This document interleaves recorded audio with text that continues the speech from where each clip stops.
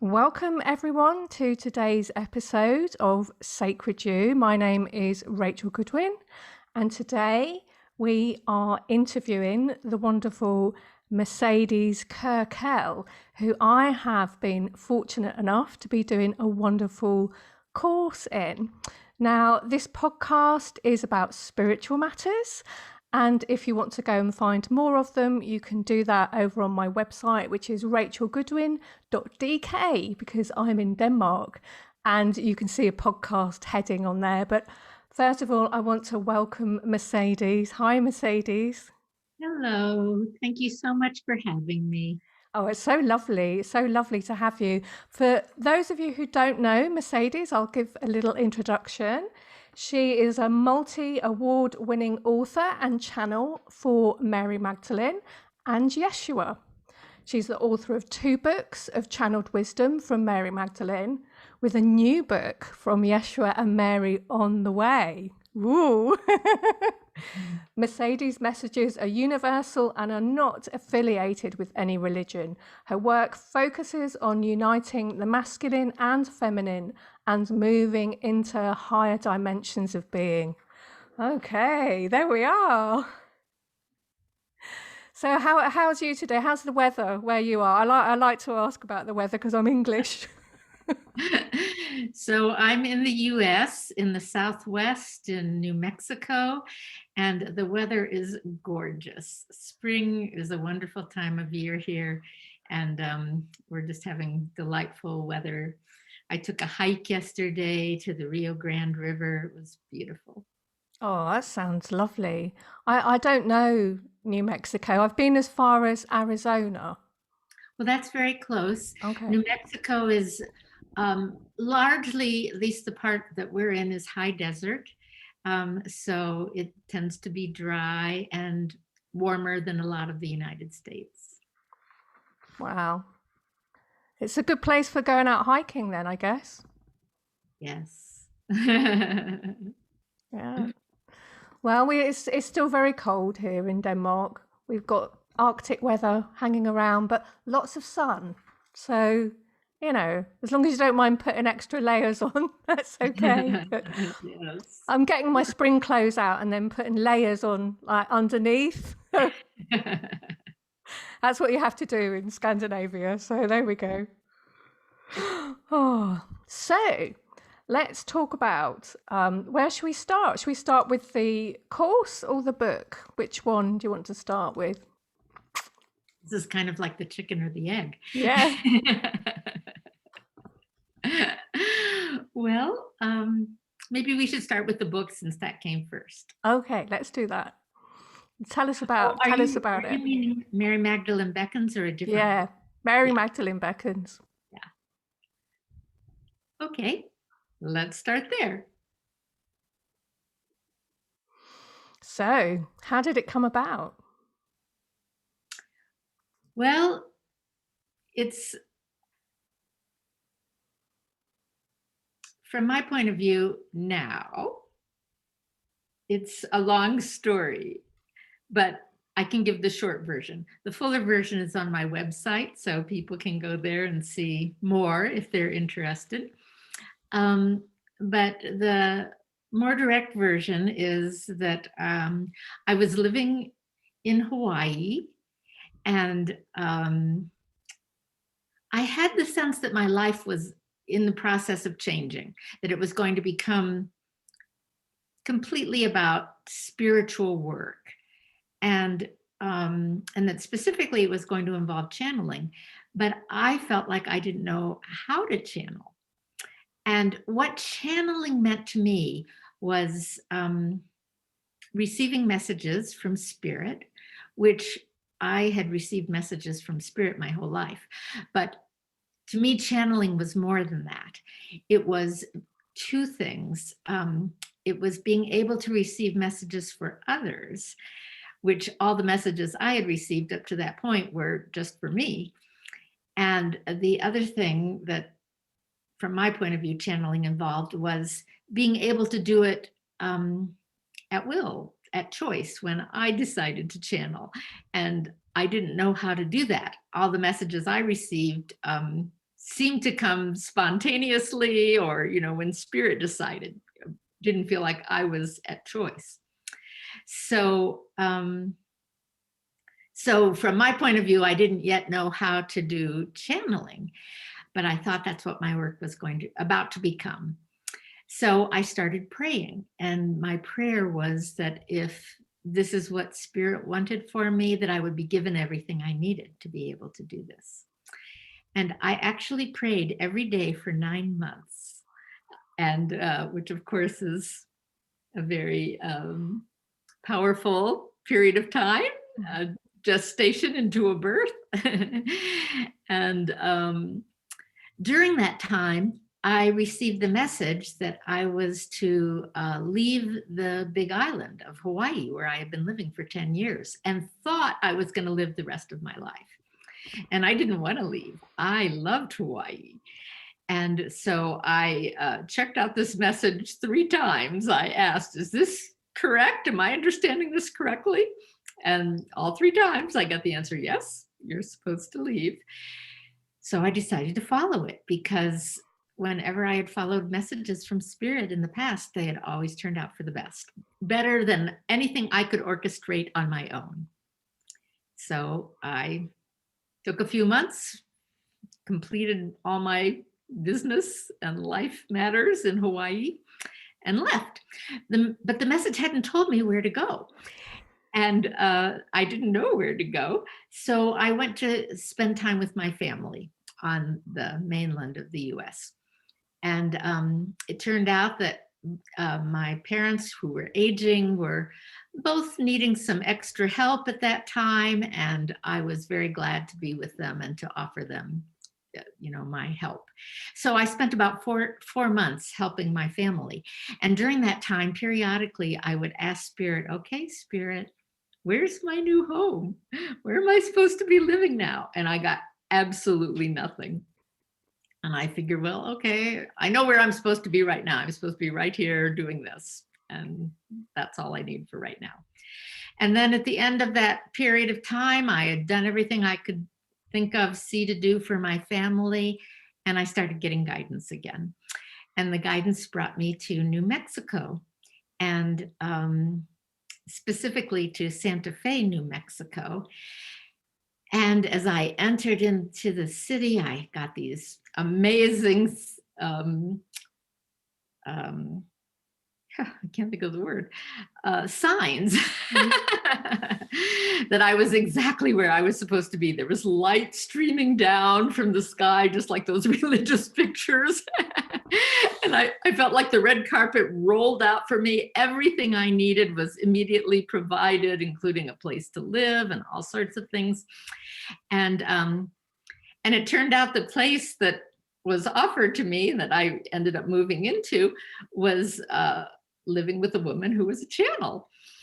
And I know, like who was that?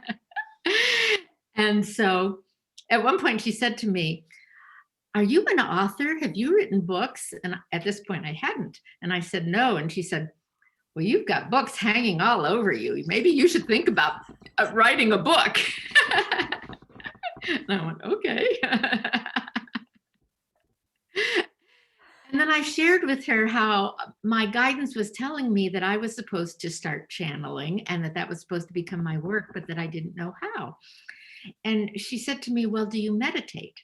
And I said, not any longer. I meditated for many years, but I went through a very profound spiritual awakening. And after that, didn't feel like I needed to meditate anymore. And so that I wasn't any longer, but I certainly knew how to from my past. And she said, well, you need to have a clear mind in order to channel. And so it may help to meditate. And so I thought, okay, I'm going to try it. So the next morning I woke up and I sat down and started meditating. And immediately I felt a very strong, wonderful, benign feeling presence with me. And it felt like it was located at my throat. And I had the sense that it was stuck at my throat because I was blocking it. And so I just used all my intention to release whatever I needed to release within me to allow this block to dissolve and this presence to come through. And all of a sudden, a voice started speaking through me out loud that was not my voice at all. And at the same moment, I got the internal message that this was the voice of Mary Magdalene. And she delivered a complete spiritual discourse that was so brilliant and profound. And I was just blown away. And by the end of this, I was completely dissolved, felt like I was melted in a puddle. And then I had a thought. And the thought was, I'm not going to remember this. And that was totally unacceptable to me. I already had the feeling that this needed to be recorded and shared with anyone who wanted it, because it was not just for me.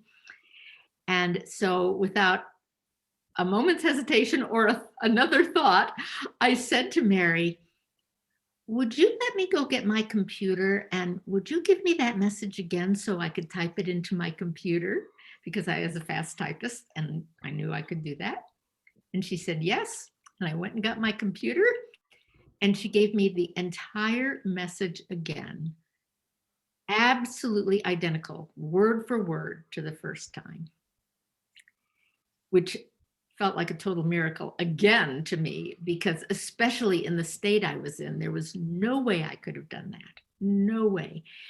And it affirmed for me that this was Mary Magdalene, that this wasn't just me making this up or wanting it so much that I was, creating it. And that was the beginning. And it turned out that initiated a 30-day period where she came to me every day for a month and downloaded an equally amazing and profound message to me day by day. And I realized very quickly she was downloading a book to me, chapter by chapter. And that was the book that became Mary Magdalene Beckons. Wow. So that was the start of your channeling adventure. That was the start. And something happened with that moment where it's like it opened up a doorway within me. And after that, I could do exactly what I had wanted relative to channeling, which was I could channel at times that I decided at will, and I was able to channel for other people.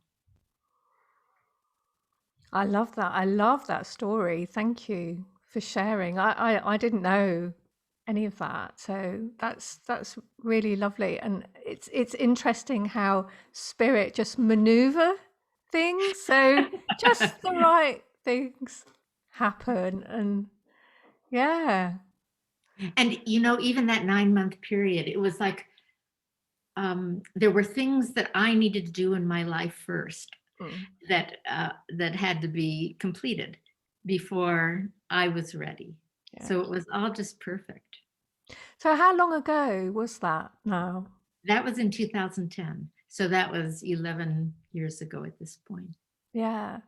Because what I've really liked about working with you on the Magdalene Path Heart course is the depth of your connection to Mary Magdalene. So I guess over those 11 years, you have sort of stayed working with her quite deeply. Is that right? Absolutely. And I have come to I realized very quickly, actually, that I've worked with her for lifetimes. Yeah. This was just a reopening in this lifetime to continuing in this particular form, this lifetime, our work together. Yes. And like I said, that's what I love, because then you can be a bridge for others. Then we can sort of hop on that connection that you have and benefit from it, which is just like very useful. Yeah. Yeah. And that's what she wants, and it's what I want very much. Yeah. I'd love to have you maybe at some point in the interview to do a heart practice with us, so people can experience that that heart depth, but perhaps we should talk about the course a little bit more. Now, I do remember you saying at some point you'd written the book, at some point you realized that perhaps a little bit more was needed. Right. I started doing sessions with people afterward, and people started coming to me and expressing how much they loved the book and that it had changed their life. And then I was helping them to apply it in their life. And when I would ask them to engage the process, I saw that they didn't really know how to do it. And even though at some level they had very much connected with it, at another level it was still not fully available to them. And so that's when I decided to start teaching the course to help people with really understanding in very practical life ways what Mary was talking about and what it would be to apply this as an ongoing spiritual practice in our life. And that's what the Magdalene Heart Path is. That's what the Magdalene Heart Path is. It's a spiritual process that we engage, and the course is helping people to understand, the foundations of that, so they can start to work with it and grow with it. And it is a very practical thing. So for people who don't know about it, I guess I'd just like to, talk a little bit about my experience with it. So in my life, I'm 50 now. In my 20s, I was a psychiatric nurse. I kind of specialized to something called psychosocial nursing, which is based on therapeutic communities, and they were set up after the First and Second World Wars by psychoanalysts. So they were run in a very psychoanalytical way, and I really loved working like that, and I did that for a number of years, and I did some training. I did a foundation course in to be a group conductor in group psychoanalytical psychotherapy, and I loved that. There's a lot of heart connection there, and I loved it. But ultimately, in the end, I decided that it was not the path for me, because and since doing the work with you, I've realized my brain is still very, very analytical. I could say a lot of clever things and people would go, "Oh, isn't that clever?" But I wasn't sure how healing it was to be so clever about things. And that was when I started on my healing path. My mother passed away. I had a Reiki initiation.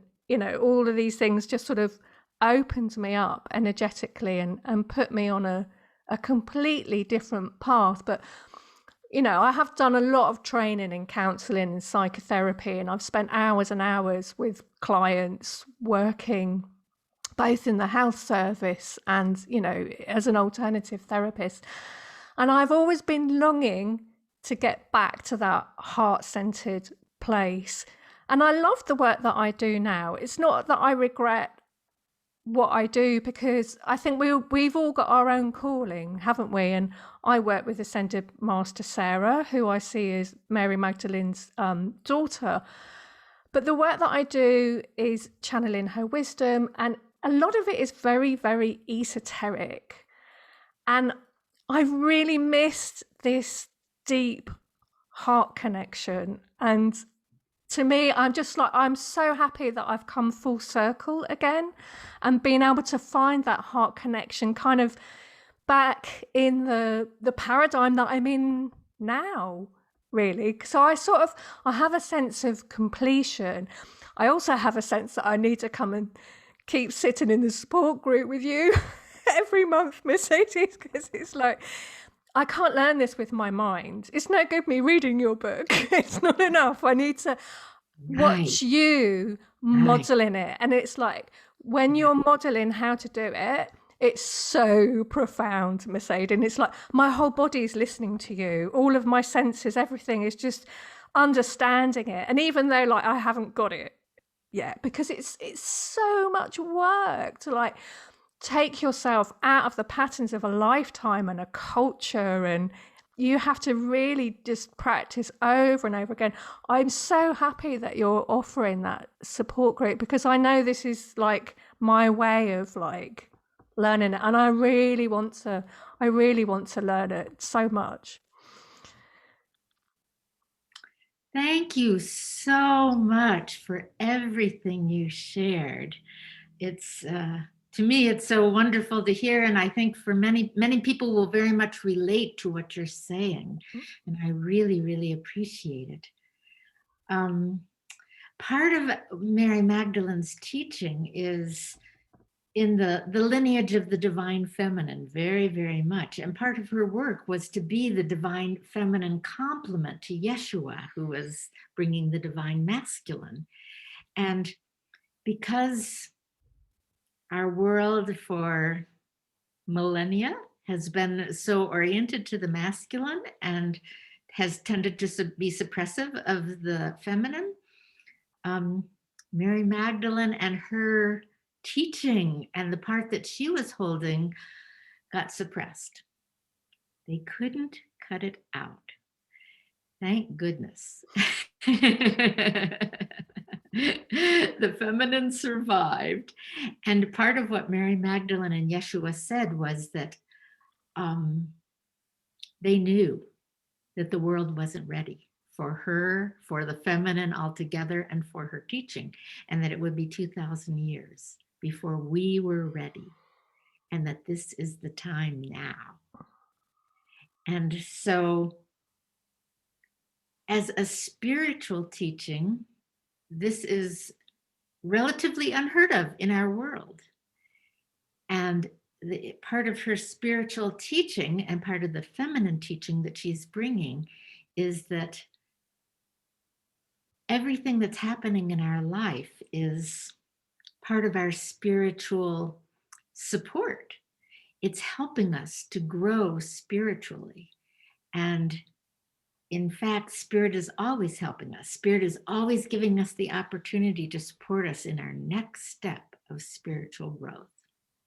And that as humans, in particular, we have a unique role in the cosmos, that we came to be leaders in the arena of emotions, that we came to be actually demonstrators and masters of emotions. And she says, because of the suppression of the feminine, that we have fallen behind in that calling. And now is the time to really step into it. And so what she is suggesting is that of all the things in our life that we can look to for our spiritual growth right now, the one that tends to be strongest for most of us is our emotions. And in our Western world, especially our developed world, emotions have been largely put down. Especially the painful emotions. People like the joyful emotions. Those are acceptable. But the painful emotions, fear, sorrow, anger, those kinds of emotions have largely been put down, and is including in our spiritual arenas, that they're looked at as somehow non-spiritual if you're having those emotions. And in general, you're in our world and the way we think about people and what's happening with people, we tend to look at emotional people as somehow less than, something that needs to be fixed if you're having those painful emotions.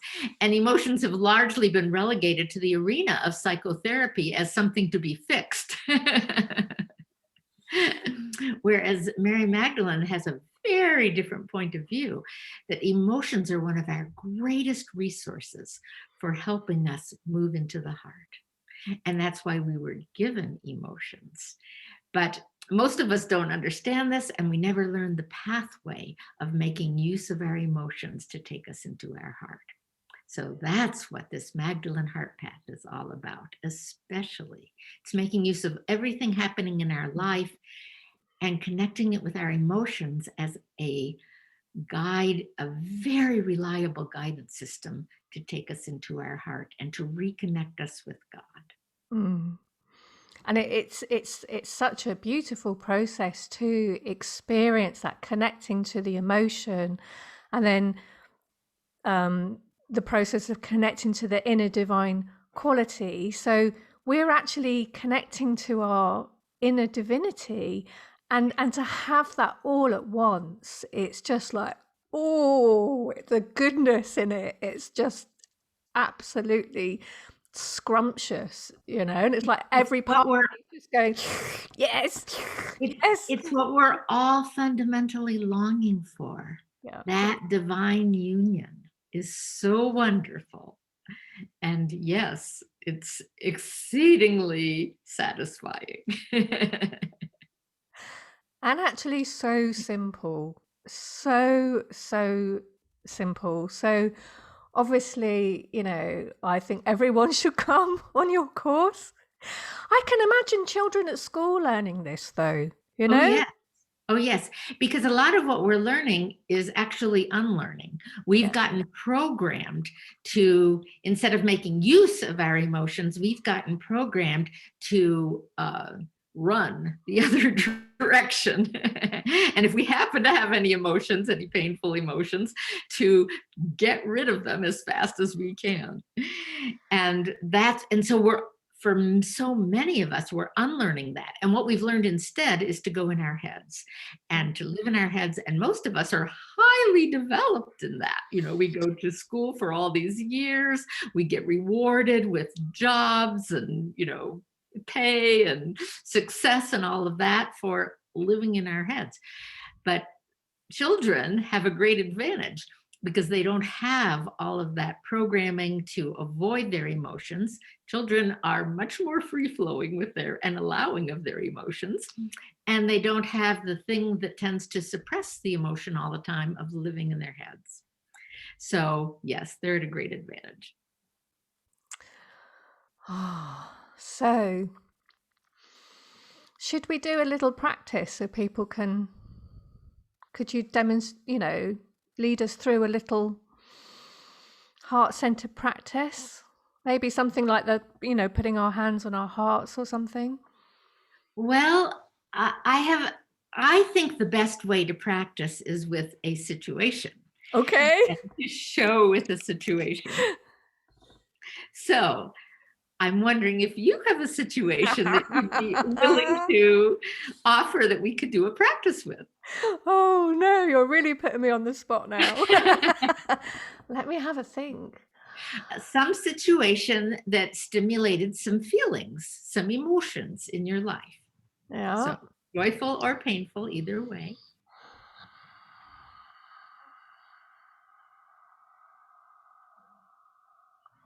Let me just take a moment. I'll just tune in and see what's there. I know there's always plenty more to come up. Yes, and the truth is, when we really start to reconnect with our emotional life, we're always having an emotion in every moment, but most of us are cut off from it. So that's the very beginning of this path, is to start to notice what emotions we're having as opposed to thoughts. So I don't know if this is a bit abstract. Well, I know I'll start abstract and then you'll get me right down to it. But I've been living here in Denmark for over 7 years now, and I still struggle with accepting it that I'm here. Mm-hmm. So, that's something that I meet regularly on a daily basis. So is that something I can offer to the table? Definitely. Okay. What I'd like is if you can think of one particular incident that came up for you that was an example of this pattern. Something that you struggled with. Yeah, so like nearly every day there's something in the news where I say, oh, look at what the Danes are doing. Okay. So what's the last thing of something in the news that you can remember that we could work with? So well, today they've rejected the AstraZeneca vaccines, and now they're rejecting the Johnson & Johnson vaccines. Okay. So I had some feelings about that. Okay, excellent. Yeah. So we always like to start with a real moment in time. So, and one event, even if it's a pattern that, seems to keep recurring, looking at the pattern starts to take us into our mind, because at that point we're analyzing, this is the same as that moment, as that moment, as that moment. So if we just go with one event, that's the beginning of stepping out of our mind. So let's go with this event. When I heard that the Danes had rejected the Johnson & Johnson and the AstraZeneca vaccine. I Okay. felt I felt. So what were the feelings that arose for you when you heard that? that they're overcautious. Okay. So this is what we would call a thought as opposed to a feeling. It's a thought about the people who, the Danish people. And so if you're having this thought, what might the accompanying feeling for you be? If you're thinking they're overcautious, what might the internal feeling be that goes with that for you? I don't like having to be under the Danish government. Okay, so I would say this is another thought.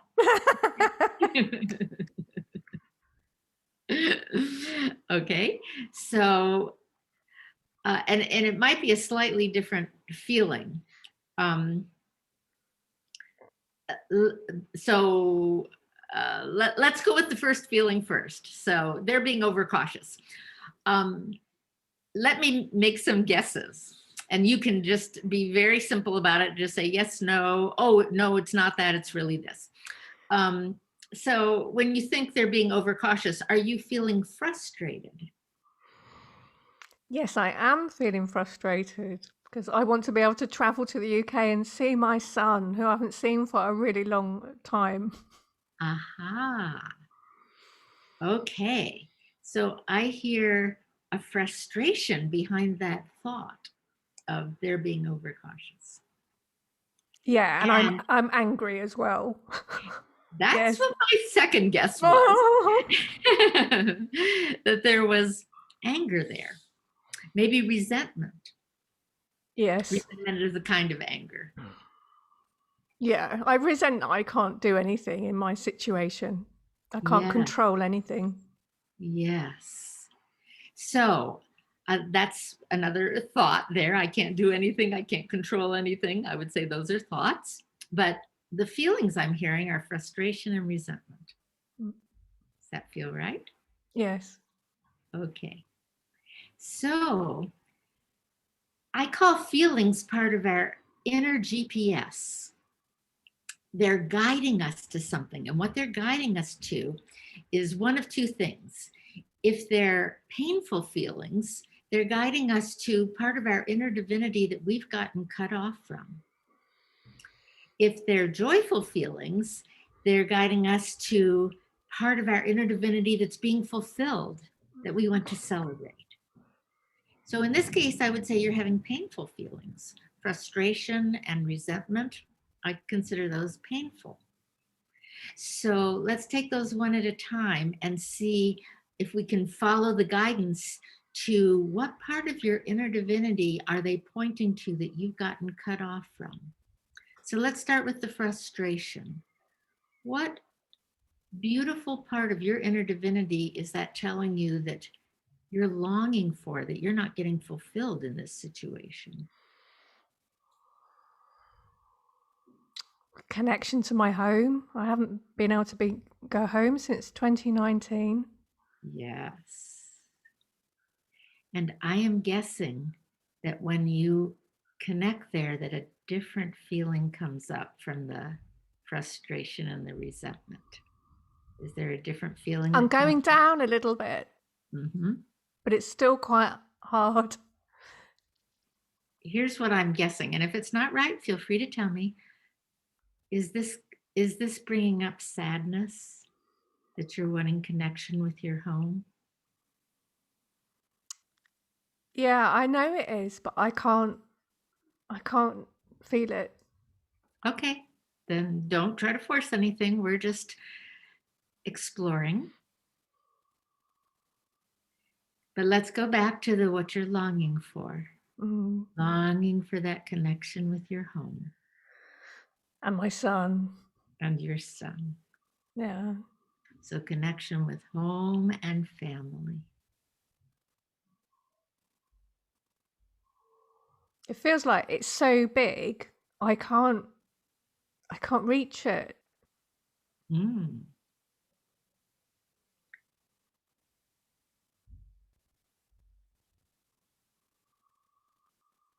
So that points to something else. There's maybe something blocking for you a full connection with it. I'm wondering if there's some fear there of opening to this. And maybe the fear is, if I open to how much I want this, I may not get it and it might really hurt. Yeah. So yeah, I've been kind of logging for like, because I know a lot of people have different feelings about the vaccinations, and that's fine.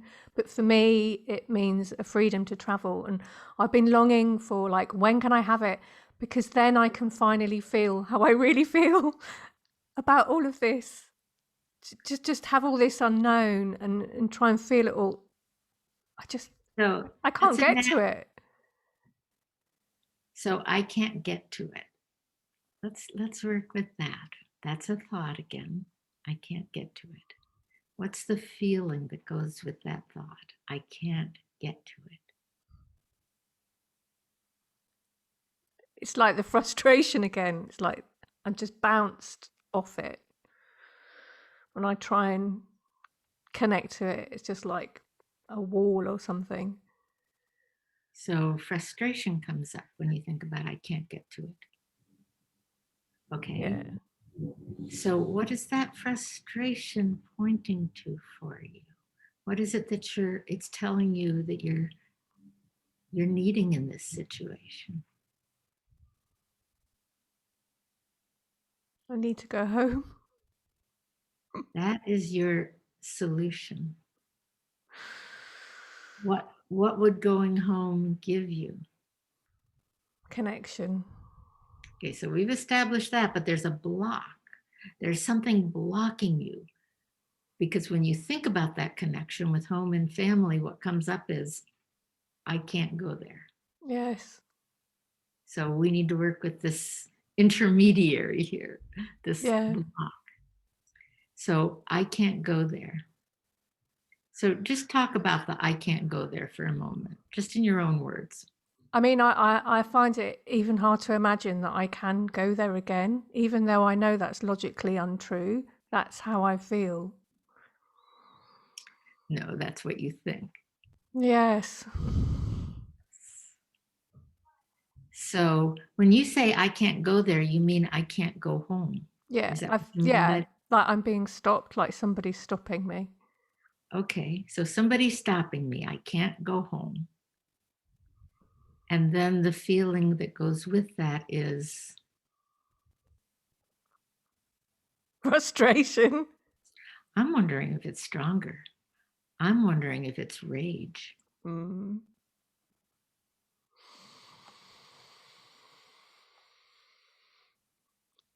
Yes. Yeah, I think that could be there. Can you allow that? Can you allow yourself to be with that feeling? I feel rage that I can't go home, that someone's stopping me. It's really hard. It's really hard. I don't feel like I've got anywhere to direct it. You, at this moment, I don't need you to direct it anywhere. I just need you to be with it. And if it's not accurate, let's change it to what's really true for you, if that's not really quite the feeling. Perhaps I think, yeah, I think I want someone to be angry at, and then I could get it That's out. your But thoughts about I it. That's know. your thoughts about it. Go under the thoughts. Stay with the feeling.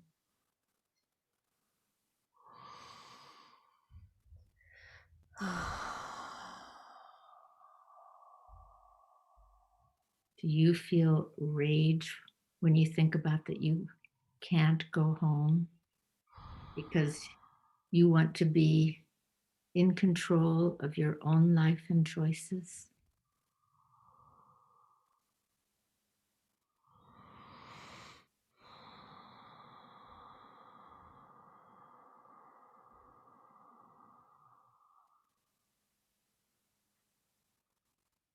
I can feel myself going down into something.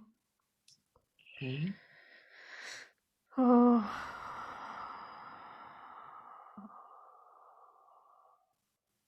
So there's a helplessness there. Ah, you feel helpless.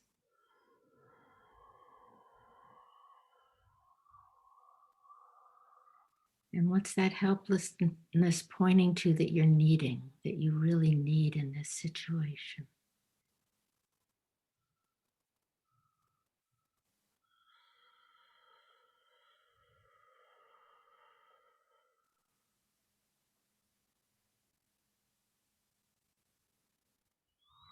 Hope.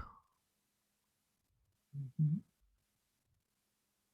Hope for being able to do what you so long to do.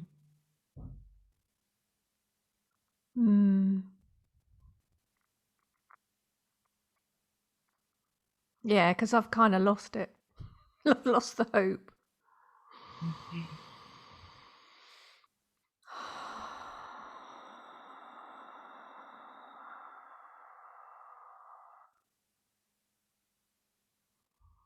So I'm going to ask you to do something, some inner work.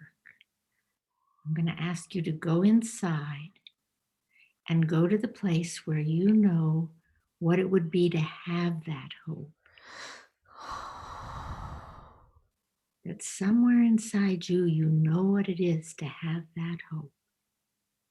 See if you can find that place that knows what that is. And let yourself fill up with that tank of hope.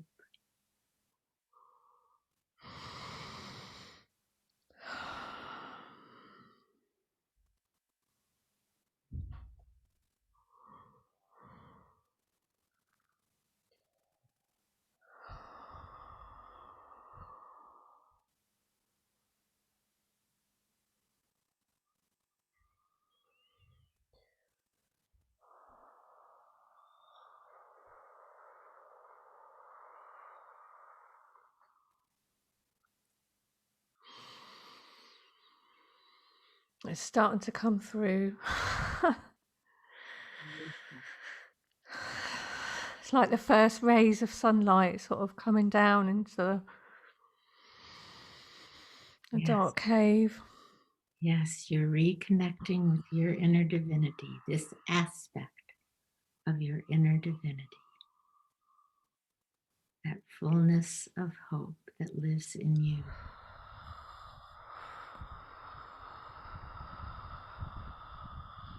Oh, wow.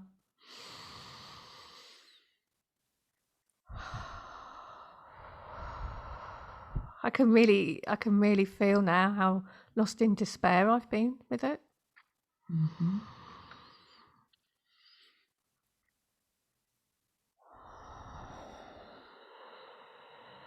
And I haven't know what to do with it, so I've just like covered it all up Right, in a cave.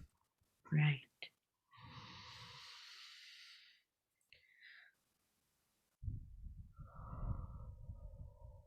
Because it was too much to cope with. And you didn't know how. No. You didn't know how to reach what you were reaching for without even knowing it.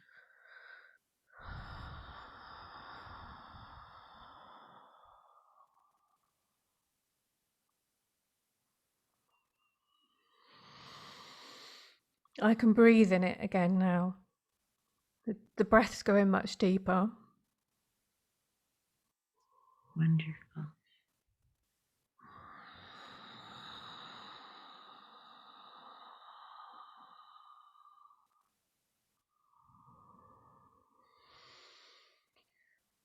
Oh, yes.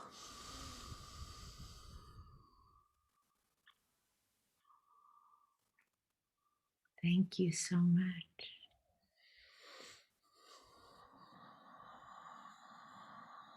Thank you for helping me.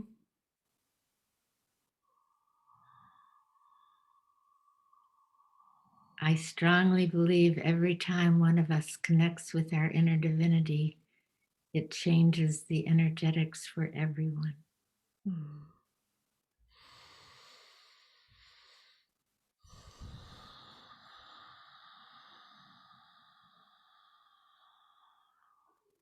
Yeah.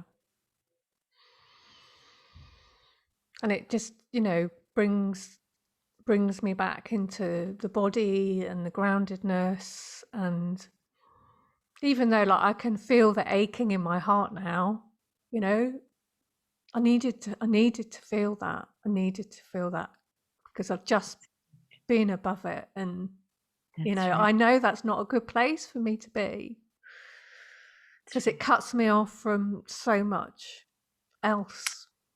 Right. And that's the great gift that Mary Magdalene has given us, is that she's given us this pathway to go into our depth and to do the healing work that our feelings are calling us to, so that we can be whole in our divinity. Yeah. Yeah. So there's some tools that we get when we do this course with Mercedes, and we have a list of emotions because it does really help to kind of find where am I in this. And then there's a list of inner divine qualities, and I have them printed out and I have them around when I need them. And there was one day, I can't remember now what it was, but it was something really, really painful that came up. And I could actually feel like Mary Magdalene's presence like coming through. And I know they're just bits of paper with things printed out on them, but I almost feel like just holding them and like having learnt it from you, that connection with Mary Magdalene has just multiplied, because I have had a connection with Mary Magdalene. It's not that I haven't, but now it's become something so much more. She was the space that was holding me so that I could grieve and cry. And that's so important because, I didn't have a parenting experience where my parents could do that for me. And despite all the therapy I've done, and there's been a lot, and healing and so on, I've not been able to, recreate. And a lot of therapists say, oh, well, early childhood is very difficult, blah, blah, blah. Mary Magdalene was there, and she was being that divine feminine, that mother that I needed to cry into. And I was just so grateful to you for having provided that key, and to Mary Magdalene, for being that archetype. It's like, thank you. Thank you. Now I know I can be with what I need to be when I need to have it, because she'll be there. Yes. And in her work with me, she's very clear about that this is her role, is to support us in our spiritual growth. It's not about putting her on a pedestal. It's not even about connecting with her as the other. It's really about her supporting us in being our own divine beings. Yeah.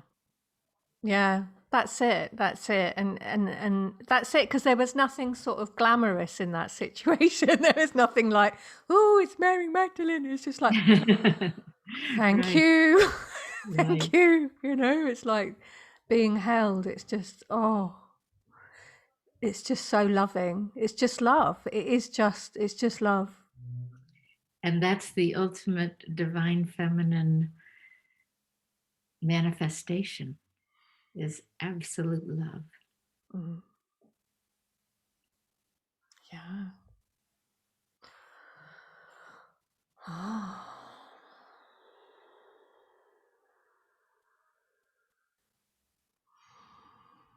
Yeah. One step at a time. That's right. One step at a time. And the steps are unique for each of us. Each of us have incarnated here with our own soul path, our own soul work to do.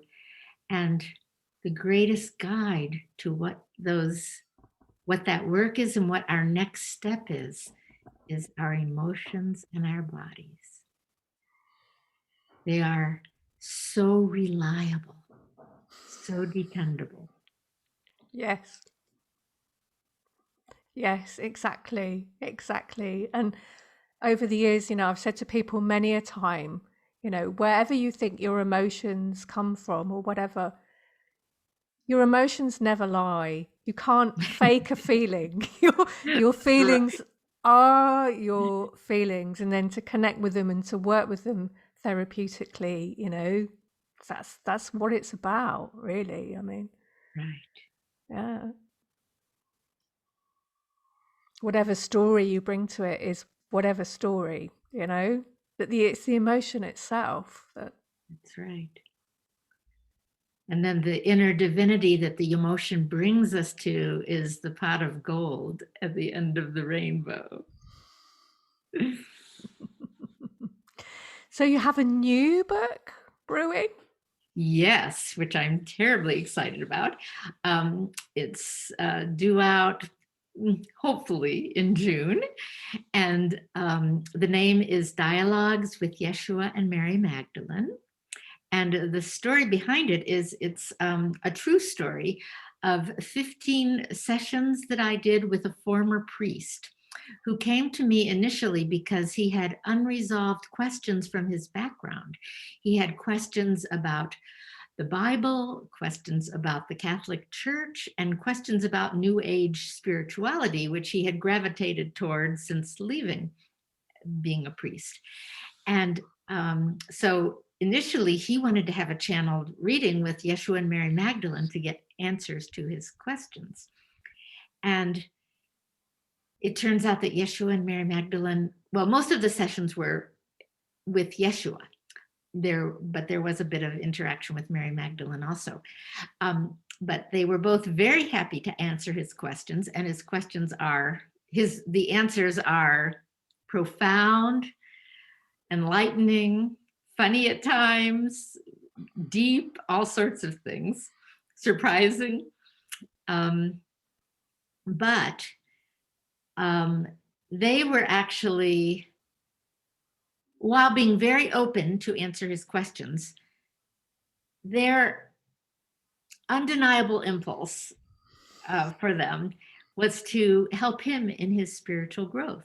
Mm. And so, right from the very first session, they started, as part of the time that they spent together, started asking him about his growth and how he's doing and what he needs, which was a great surprise to him. And over time, this became much more interesting to the priest than all his questions. And over time, his questions fell away, and he became more and more involved in following this guidance that he was getting from Yeshua and Mary Magdalene relative to his spiritual growth, which really was all about how to shift out of his head and into his heart. But what I love about it, among many things, but one of the things I love about it is that because it was primarily between Yeshua and this former priest, it's really a man-to-man conversation about spirituality and about moving out of the head into the heart and about how to love the feminine. And it's Mm. such a beautiful story and exchange that happens, and guiding him to a beautiful breakthrough at the end, which couldn't have been more perfectly orchestrated. And so that's the story of this book. Wow, that sounds wonderful. I can't wait. I can't wait to read that. As you were talking, I was wondering, so I think I have a fairly good concept now of Mary Magdalene and the energy she holds and the divine feminine, you know, because like having worked like, I don't know, 20 years or something with these things. And I also have a quite a good concept of Sarah and this kind of unity thing. Where I always fall down is with the divine masculine. And I know I'm not alone in that. And there's a lot of other women who love the divine feminine stuff that if you were to say, could you put some words on the divine masculine, they Yes. wouldn't feel the same Yes. confidence to And men express feel it. this too. Men struggle with this too. There's a huge men's movement today, especially among younger men who are grappling with what's the alternative to, you know, the common term toxic masculinity. But a lot of it is our just sort of everyday approach to masculinity. What's the higher version of masculinity? And so it's not just women. Men are struggling with this too, very, very much. And I think Yeshua is the magnificent, you know, holder and demonstrator of this higher masculine, sacred masculine, divine masculine, whatever you want to call it. And he talks about this. What is the divine masculine versus the divine feminine? And what he talks about is in its highest form, the divine masculine is pure consciousness. Mm. And when we go into meditation, consciousness is the state that we're often seeking to connect with and to develop and grow in when we meditate. It's what's prior to or beyond this everyday world that we live in. Sometimes it's called, you know, beyond space, beyond time. Sometimes it's called the stillness or the quietness or the peace. Many, many names for it. The witness, the self, the true self. But he says this is the masculine, is our consciousness. And so the sacred masculine in its highest form is pure consciousness. Mm. The sacred feminine in her highest form is pure love. Ah, okay. And that they're the complement to each other, that together they create wholeness. That if you have only consciousness, you don't have the life force, the juice. And if you have only the feminine, even only love, without the consciousness, it tends to go into chaos, randomness. But when you have both, consciousness and love, you have the wholeness of our God nature. Mm. Yes. Oh, it's so lovely to talk to you, Mercedes. Thank you. It's most enjoyable to talk with you also. I've still got my hand on my heart. It does help me stay in that space. And I love sharing about these things. I have Yeah. been blessed with, to me, the greatest wealth in the world, this spiritual wisdom and amazing spiritual experiences that have come with it. And sharing it with others is my greatest joy. I love this. Oh, thank you. Now, I just want to tell people that they can find your Magdalene Heart Path video course by going on Mercedes' website. There will be a link to it in the show notes, and have a look for online events. And if you click on there, it'll pop down. And there's a video course. People don't have to wait, do they? They can just go straight on it. Right, right. And I've heard from many, many people at this point who've done the course by the video, and they've told me it's been so powerful and they've received so much from it. So I have great confidence that doing the course, by video is a very wonderful way also. And then once people have done that, then they can join in the ongoing events like our Magdalene Heart Circle, where we go deeper in the process and support each other even further in living from this place. Yeah. And we had a really beautiful group doing just that on Saturday, and I just came away and I went live on my Sarah's Sacred Healing Circle group, and I was just like beaming. People were saying, "You're glowing, you're glowing."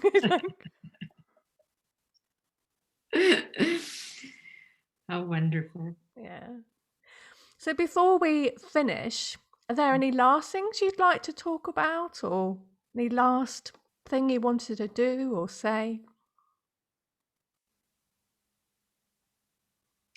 I just hope as many people as are meant to do so, all the people who feel the call to Mary Magdalene, to Yeshua, to their work together of this great work of uniting the masculine and feminine in all of us, to all of you, that you join us, that you make use of this incredible teaching that's coming through the books, through the courses. I do private sessions, whatever way you feel called to. Drink deep and drink full. Well, thank you so much for coming and sharing some of your story with us. It's been a wonderful hour talking to you. Thank you. Really appreciate it. And to all our listeners, I hope you've had a good time. You can come over to my Facebook page, Sacred You Podcast, and leave some comments on there if you like. And I'll see you next time. Bye, everybody. Bye. Bye.